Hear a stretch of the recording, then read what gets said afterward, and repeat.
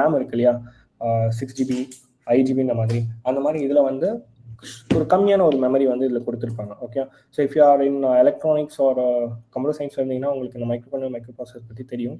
So GPIO பின்ஸ்ன்னு சொல்லிட்டு இருக்குது. மேலே வந்து ஒரு சில பின்ஸ் இருக்குது பார்த்தீங்களா, குட்டி குட்டியாக, அதெல்லாம் GPIO pins, general purpose input and output pin சொல்லுவாங்க.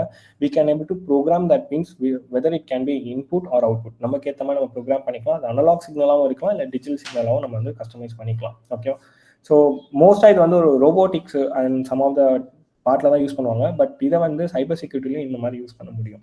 ஓகே,